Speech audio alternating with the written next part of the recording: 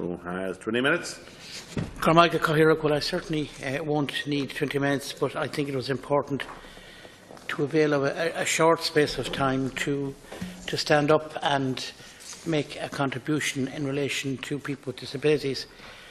Before I do that, though, I want to acknowledge the role of Minister McGrath for many years fighting for people in the disability sector. I think certainly long before I became a member of this House, I was aware of your fight for people with disabilities. You now, as the Minister, have a big responsibility, and I know that you're linking up with many groups up and down the country. And like my colleagues here, I welcome this bill. And while there are definitely shortcomings in it, I think we're on the right step, on the right road, but we need to move it as quickly as possible.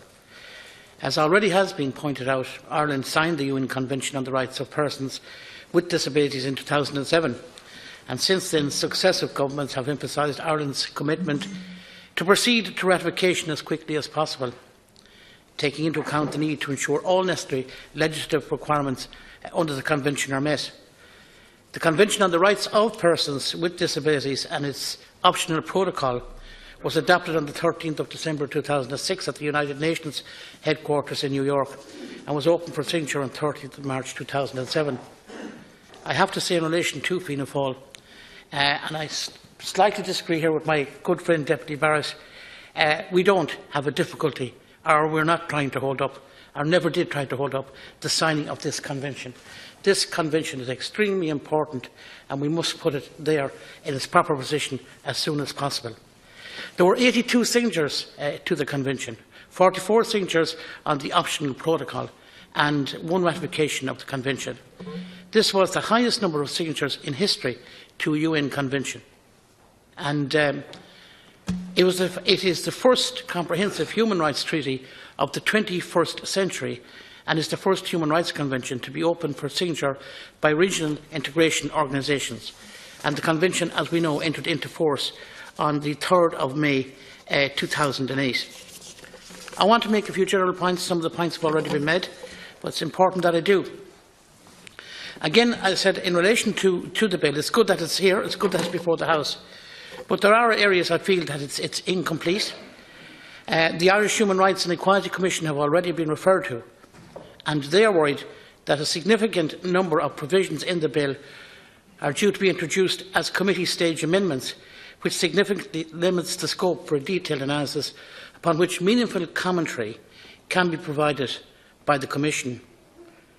The Irish Human Rights and Equality Commission say that this matter is a problem, and it's especially acute in relation to the deprivation of liberty aspects of the bill.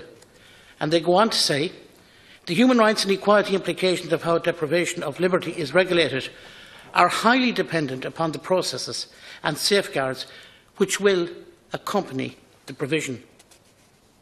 In order to carry out a meaningful analysis of the adequacy of safeguards from a human rights and equality perspective, it is necessary to consider the particulars of the proposal, including, for example, the scope of the reform. That's critical. How detention will be reviewed, and the particulars of an appeal mechanism, together with the remedies proposed to allow a person to obtain appropriate redress and repatriation. In the absence of a published draft legislation, it is difficult for the Commission to discharge its function to examine legislative proposals under Article 10(2)(e) of the 2014 Act and to make concrete recommendations which can be of utility to the legislature, particularly in relation to this aspect of reform. This concern is also shared by Inclusion Ireland, who say that the legislative clarity is required on the issue of the deprivation of liberty. Persons can only be detained in accordance with law. For example, prisoners, involuntary mental patients, but Ireland's persons may be the de facto detained, not in accordance with the law. So they are some issues that would be of concern to me. Others have been already mentioned, and I hope, Minister, that you will be able to address those matters in the bill. And I do know our spokesperson here, Murphy O'Mahony, will be also hopefully bringing forward amendments in relation to certain aspects of the bill. I just want to talk about our own party's involvement in terms of standing up for people with disabilities. And look, we all have to acknowledge more could have been done by everybody. But we've always been committed as a party to creating a more inclusive society and to dismantling barriers across a range of sectors that prevent people with disabilities from fully participating in society. And again, we all have to accept that those barriers have been there for many, many years. And now we're in the process, and we're getting on well with it. We're in the process of breaking down those barriers. And we need to ensure that people with disabilities are given the equality of opportunity so that they can participate in society to the best of their abilities. And they have wonderful abilities. As a party, Fianna Fáil has always been committed to fighting discrimination in all forms. And in government, I think, as a party, it's fair to say, we brought forward policies and legislation to advance the rights of people with disabilities. Our vision and proactive approach in government has made a positive impact on the lives of people with disabilities. I'm not going to go into some of the procedures and laws we brought forward, but they're there to be seen.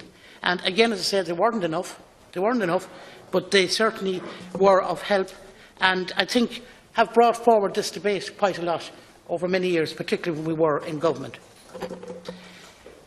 There are one or two points, Minister, before I conclude, I would like to bring up with you.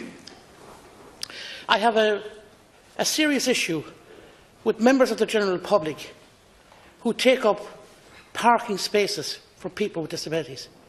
And it's abused all over this country.